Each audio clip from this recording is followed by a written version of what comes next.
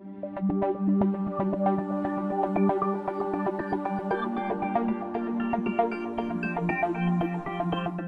the past, web content was mainly web pages with hyperlinks. You had to be a little tech savvy in order to create web pages, or you had to know something about HTML or web creation tools. But all that has changed now. Almost anybody can have a web page. So how do we do that? Well, now we use social media. Social media allows users to interact, create, and share content on a website without knowing the technical side of web pages. Many of the social media sites are known as social networking. Social networking is an online community that provides interaction for groups of people with some connection, such as similar interests or similar goals. Popular social networking sites include Facebook, Twitter, and LinkedIn. Do you have any of these sites? Social networking site features include a profile. You have to put some sort of personal information out there. It can be as little or as much as you want to share with others. Second thing you need is status. That's when you want to post something, post a comment, what's on your mind, where you are, what you're doing, what do you want to share with others. Who are the others? Those are connections, your friends and contacts. Facebook allows you to connect with others. You can share activities, likes, interests, and photos. Another social media networking site is Twitter. Twitter allows you to send short text messages mainly on your phone, but it can be done on the computer. And they have to be 140 characters or less, and they're called tweets. Usually they're about current events, something that is happening right now. LinkedIn. LinkedIn is a social networking site, but it's also known as a professional networking site. LinkedIn allows you to connect with professional colleagues.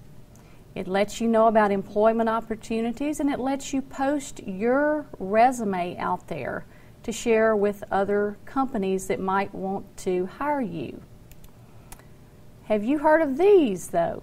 Blogs, wikis, podcasts, RSS feeds, they're not as popular as the others.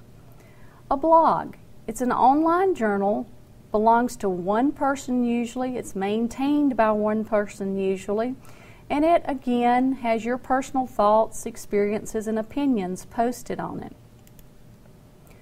Blog comments are displayed in reverse chronological order, which means that the most recent post is at the top and the others are under it.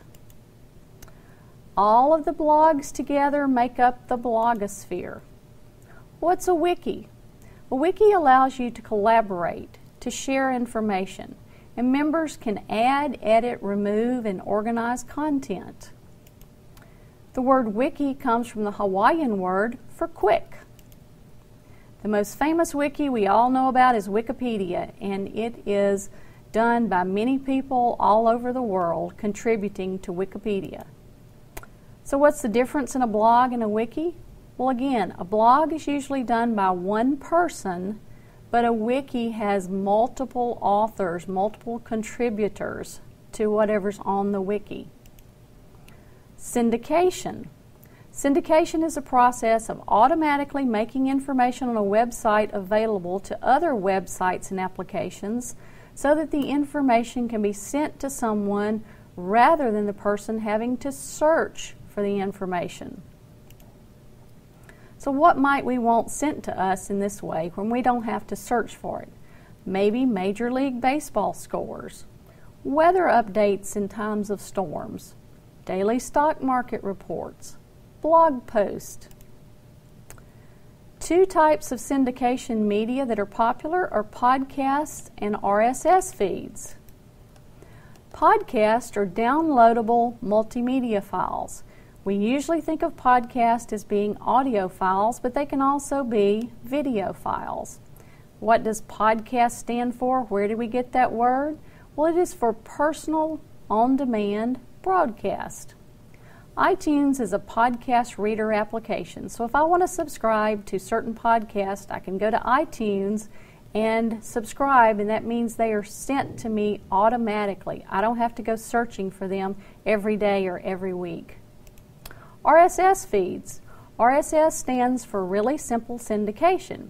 You see the icon here on the slide. Well, that is something that's on many websites, and if we click on it, we can have RSS feeds sent to us. Again, so we don't have to search for the information. We can receive up-to-date news. So a summary of social media refers to people connecting and communicating on a website. It's used by individuals and businesses, and it helps globally connect all of us. So, are you connected?